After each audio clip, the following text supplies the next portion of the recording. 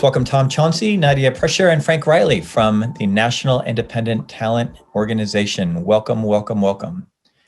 Yeah, thanks, Michael. Nice to be back. This is, we've talked about this on this program. Tom, you and I have talked about this. We talked about this at the Music Policy Forum Intensive in November. As somebody who's done work at the intersection of music and advocacy and public policy for 22 years, we never would have wanted, obviously, I mean, this past year, what everybody's gone through, what everybody's going through is just an unspeakable tragedy, and nothing that we take any solace or enjoyment from. But one thing that has been incredibly inspiring to me and to others, many others, has been the emergence of advocacy voices and organizations that have come out to sort of put some infrastructure around different perspectives in the music community that maybe have not been organized or as engaged in some of these policy debates and fights previously. And NITO is certainly high in the list of the organizations that we really admire and we're excited about. So just to start, if you don't mind, we're gonna just put links again to your businesses and to who you are and to NITO in the chat. But why don't we start and just ask you to introduce yourself, just talk a tiny bit about who you are, what you do, what your day job is, and then bring that into a little bit about NITO. And then after we go through the three of you, Nadia, I'm going to ask you to kind of walk us through an infographic you developed to kind of give a broader sense of what the role is that you all fill, that NITO members fill in the ecosystem. So Frank, I think you're board president. I forget your exact title. So why don't we start with you, since you were represented as running the show. I don't know that you actually are, but why don't we start with you if we could, Frank? I would never pretend to run any show, but I'm the president of NITO, maybe by default. I started High Road Touring in Sausalito, California in 2000, and that's my day job. That's my focus. That's what I do. We represent a lot of independent touring artists, and we're proud of it. Just as one brief thing, NITO was formed in early April as a response to some ongoing situations and some clarity about the disaster that was looming in front of us. And we all joined together early to mid-April. And I've got to say, it's been one of the most cooperative and wonderful experiences that I've had in the music business. Tom? It's amazing. Tom, why don't we turn to you? Yeah, thanks. I would echo that as well. I mean, we're an industry that's always been sort of a bunch of rebels and independents, and in fact, we all are these small independent agencies that decided that we needed to share information and come together because we are facing with this unprecedented pandemic, which, I mean, nobody saw this train wreck coming, and nobody. I mean, at the time when we got together, nobody understood the length and the challenges that we've now been living with for quite a long time. Like Frank, I run a talent agency. I'm based in Sausalito, just down the street from Frank. We've been doing it for 20 years. I think our anniversary is within a few days of each other. We similarly represent a small and devoted roster of great, cool, interesting artists, and we fight to build careers for them, and that's our business. And I'm just happy that we figured out, I think, a way to survive this. And Michael, like, I think back a month ago or so when we spoke, that was before the bill passed. That was before we knew that we'd have some legislation and some support from our government.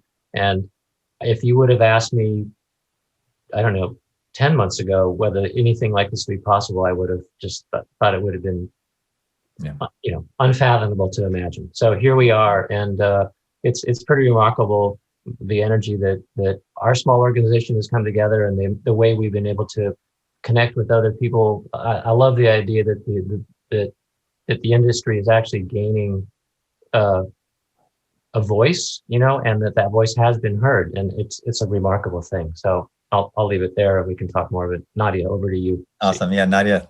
Thank you.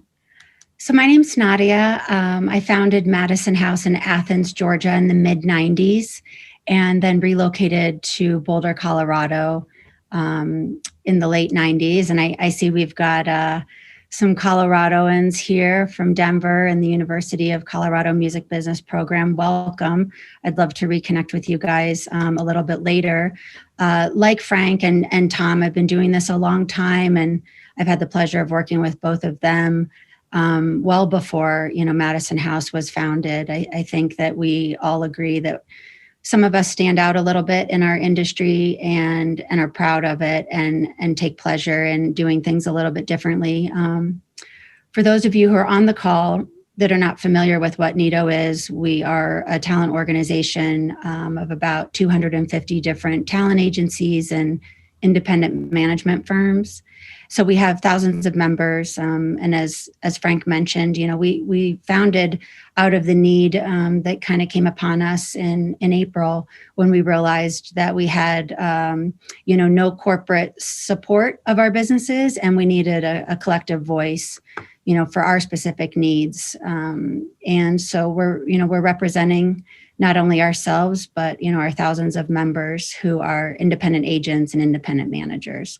We also have associate members, some artists, photographers, crew workers, but our paid membership is focused on agents and managers, and that's where we spend the majority of our time. So Nadia, let me ask you, let's just for fun, I mean, again, part of what is so exciting and the reason this particular Friday show has been such a joy for us to do is that we have such a cross section of perspectives. And one of the things that, I think we certainly have known for a long time, but has accelerated in the last year is just the real interest from policymakers and others to understand the industry that they maybe haven't thought much about, And so maybe, I know you've got an infographic, Alex, maybe you could pull it up. If you could kind of walk through, if you're going into a congressional office and you're meeting with a 27-year-old staff kid who really knows nothing except they like to go see bands at clubs, how do you talk to them about sort of like what this ecosystem looks like and how do NITO members kind of fit into that? Alex, do you mind, pulling that graphic up? So as you'll see here, Michael, we recognized early on that a lot of our efforts at first came down to education and trying to help legislators know of our important place in kind of the grander creative economy. And, we used this graphic to try and highlight some of the specific struggles that our part of the industry had to the reopening process and COVID regulations. And so, because of COVID, we were not really able to meet with any of the congressional representatives in person. So we did do, a lot of what we called them fly-ins. We did a lot of Zoom meetings. We met with both sides of the aisle to try and explain who we were and how we fit into this ecosystem. There was a study done in Chicago that highlighted that $1 spent, at a concert. I know many of you have heard this already, but $1 spent at a concert equates to $12 in the local economy. And until we really got into that and looked at it, it seemed like a big number. But when we saw people paying for parking, babysitting, going out to eat, potentially flying in for that show, hotel, transportation, et cetera, all the way down to maybe a ticket taker, all the way up to a manager, janitorial staff. I mean, it really ran the gamut. And so I think this image here kind of illustrates how many different people are involved in the show, in between a fan and an artist, and how important it is for what we do as part of the ecosystem, and how important it is that these businesses stayed in business, and that that we contribute significantly, and that we were viable businesses before COVID, and how important not just managers and talent agencies were, but all of these people on this graphic are as part of the contribution that the music industry places on local and national economy. Well, we're getting some great feedback in the chat, Nadia. People, Katie Tutton from Hideout giving you a big high five for the graphic, and Ben London from Black Friday asking if it's something that is possible to be shared. I don't know if you have a link to it online, or it's possible we can talk about that offline, but that's a great illustration of kind of the complexity of this piece. And again, we always talk about ecosystems. There are a lot of other ways to talk about it, but we always talk about the interdependent nature of our community, and that you take out valuable pieces of it and the whole thing just doesn't work. And certainly, I think when you think about the NITO perspective, I'd like to ask y'all to go a little bit deeper in terms of when you think about the ecosystem being all the different pieces that have to kind of function. It's easier, not easier, but for people, again, thinking about the sort of alchemy that led to $15 billion of funding, through the Save Our Stages Act, which is, again, more money than the collective budgets. If you add up 50 years of funding for the NEA and 50 years of funding for the NEH, it's below $15 billion. I mean, just a historic number going into the system. In some ways, it feels easier to get your head around, like the 930 Club, First Avenue, like physical space. So how did you talk about the role that you all play in terms of more of that human connection, and the role that you play to make sure that the industry is functioning because the artists are being placed in the right buildings and everything's being handled, and all the sort of the logistical complexities of making live entertainment, live music work? When NITO was started, it was really obvious that we couldn't exist as independent agencies and managers without the continued viability of the independent music community also. So that involved clubs. NITO and NIVA have been closely aligned from the very beginning. And I think based on that infographic, you can see the interdependence of how important each of these entities are to the continuing progress and the production of shows and live music. One of the things that I think that infographic was meant to address was the idea that entertainment, art, music was a luxury. It's not a luxury. It's a functional, vital part of our communities, and it's the place where new adventures happen in new towns and new cities, new communities, new neighborhoods. They're vital to the development of those things. All you have to do is look at some place like First Avenue. When it started 50 years ago, that was an abandoned bus terminal in central Minneapolis without anything around it except a rather unseemly group of people hanging out in the alley behind it, and somewhat dangerous. But now it's in the middle of a vital and vibrant downtown. The Target Center is right across the street. That property is very much more valuable than it was when it started. And it represents evidence of what that meant to that development of that city. So that's part of what NITO's about, making that connection. Tom and Nadia. Yeah, well, Frank, and that story is duplicated in cities all across America. Oh, here in San Francisco, I'd say, for example, the Independent, a great club here in town, that corridor in this city, it was one of the leaders that helped transform that corridor to what were previously basically unvisited businesses to a super vibrant couple of blocks with bars and restaurants and nightlife, et cetera, et cetera. Then the community, the surrounding community where people are living becomes a more viable place to live. So that idea that the music, the performing arts venues are drivers for economic stability and growth is really, so easy to see. And that was a big part of our this process has really been getting together with representatives and trying to articulate that in a way that they could see. And when we turned it into the economic, I think a lot of the there's two tracks on the conversation in my mind here. One is the cultural value of what the arts represent,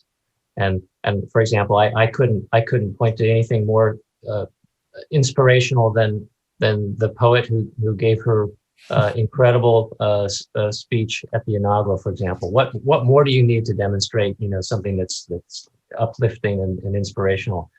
And then there's the economic side of it. What Frank and Nadia were just talking about, that injection to the community. So we've spent a lot of time talking to a lot of folks just to point out those two things, and thankfully, I think we were heard, and it's pretty remarkable. But absolutely miraculous, honestly. I still marvel at it. And and the bill that was written originally was co-authored by a Republican, John Cornyn, and a Democrat, Amy Klobuchar.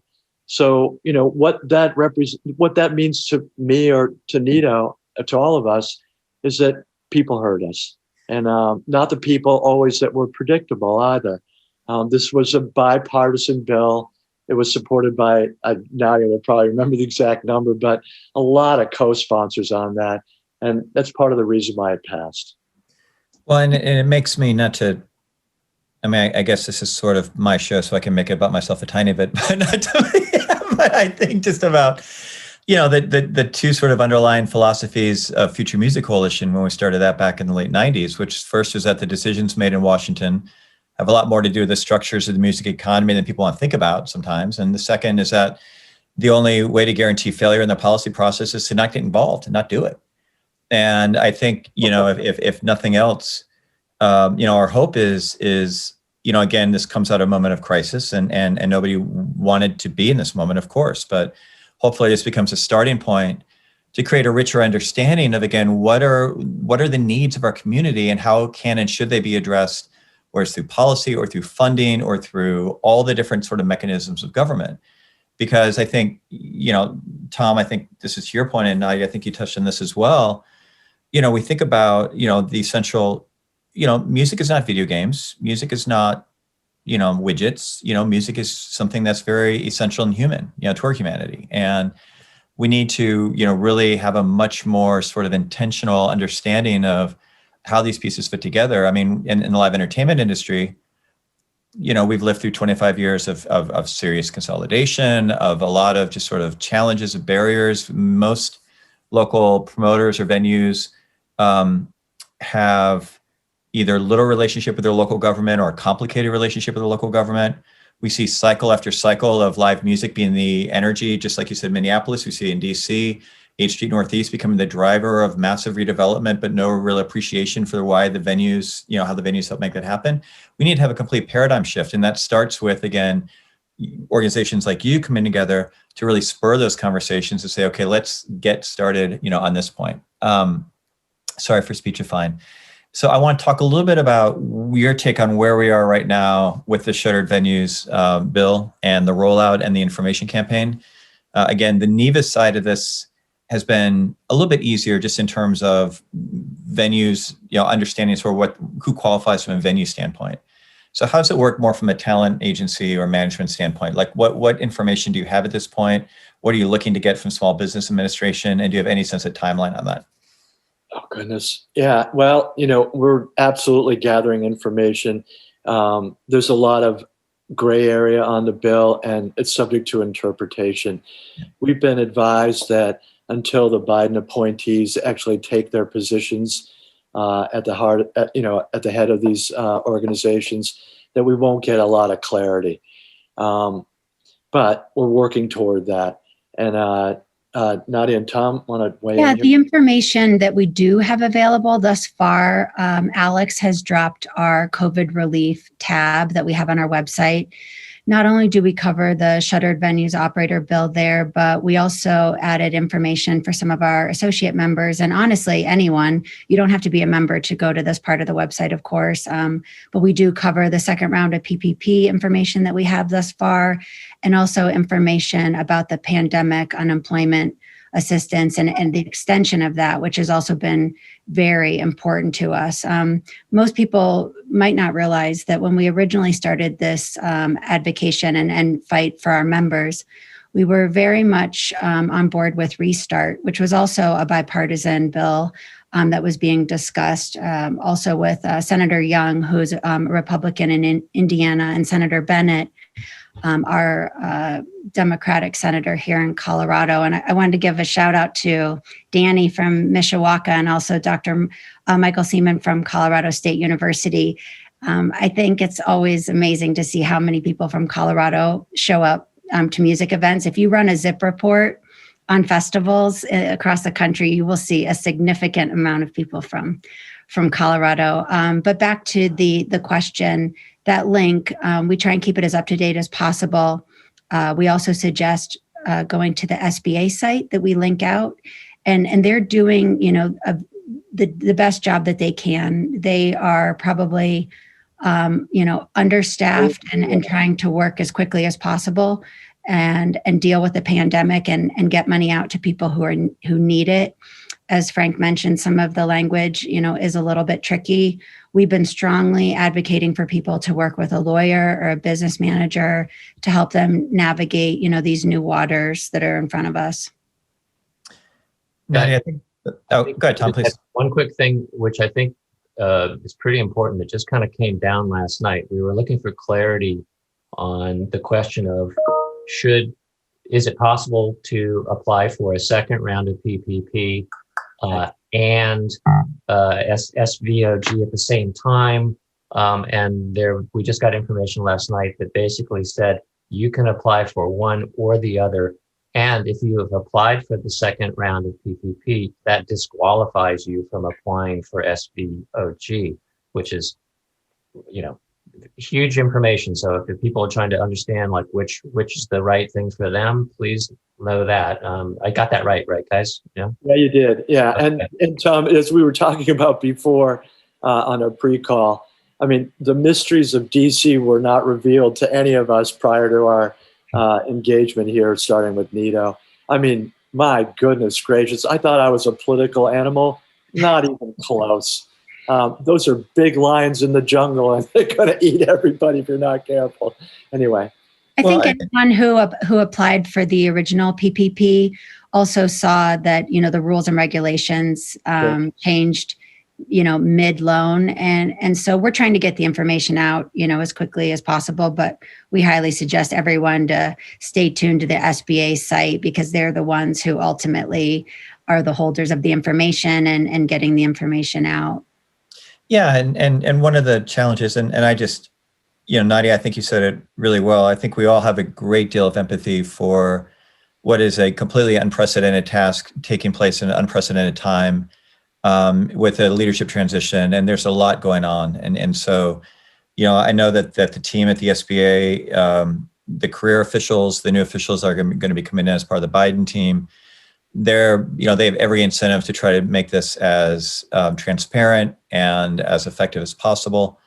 Again, when we talk about $15 billion, nobody really knows how far $15 billion goes. How many organizations are going to qualify under the rules, which, again, I think I think the general consensus is that people really admire how tightly the rules were written to sort of make sure that we've got one particular sort of sector as qualifying.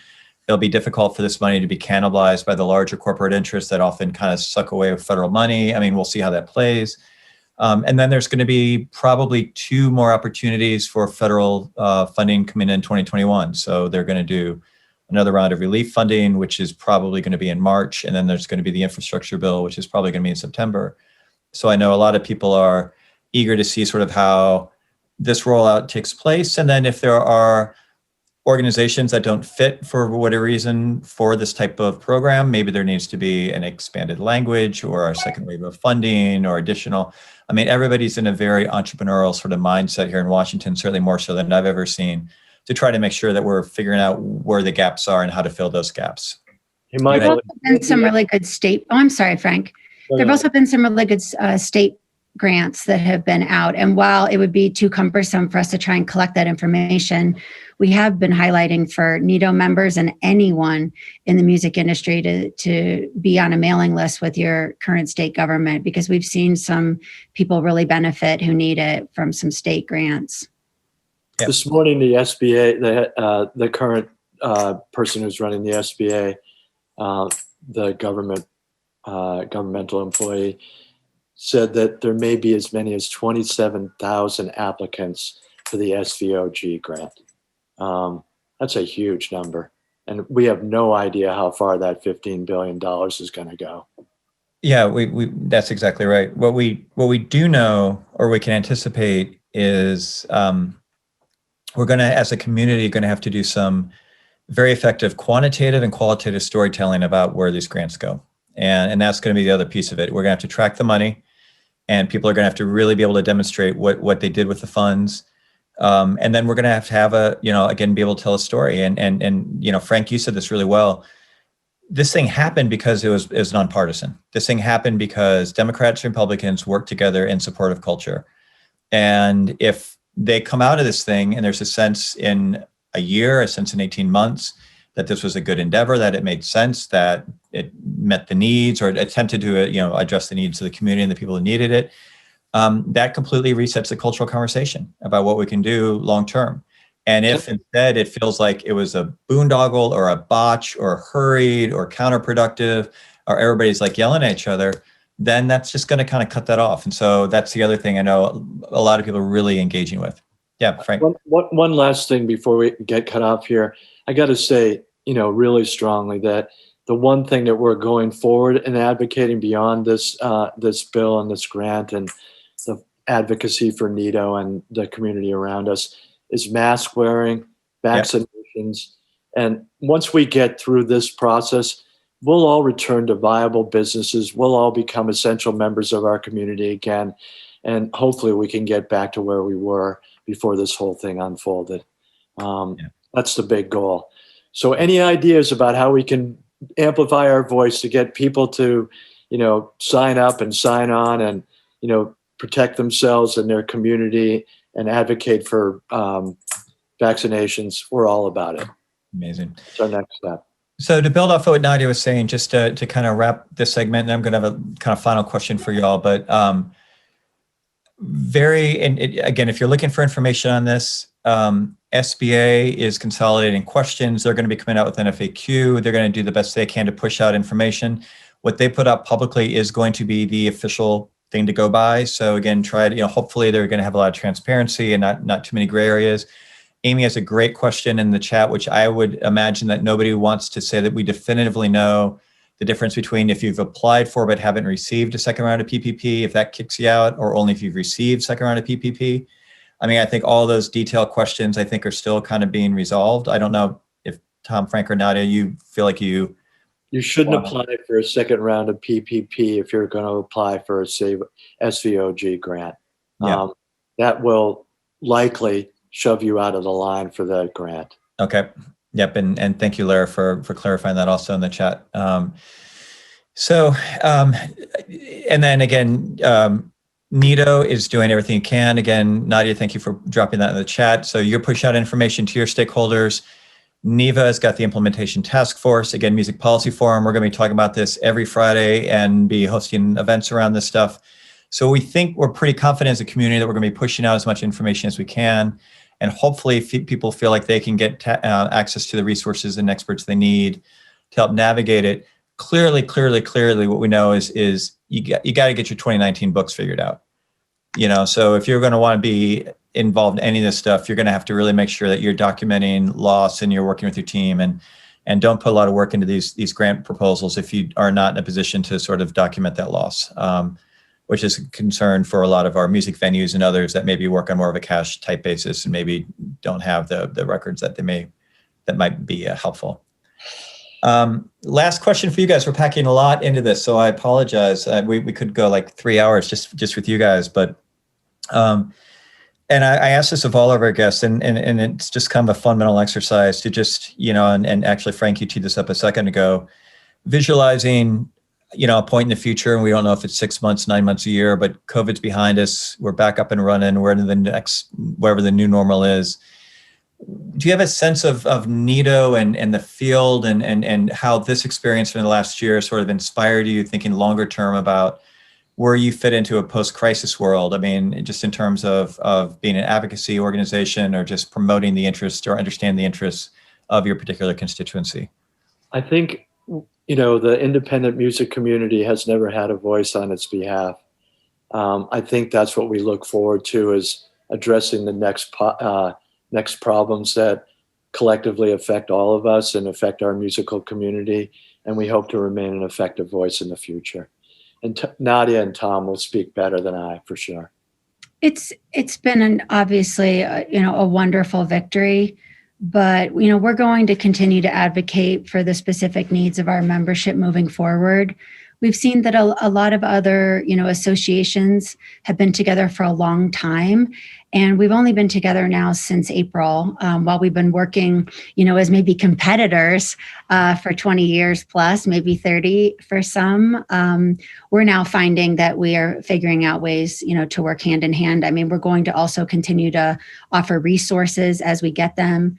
Alex here has dropped a couple more links in the chat that I think will be helpful.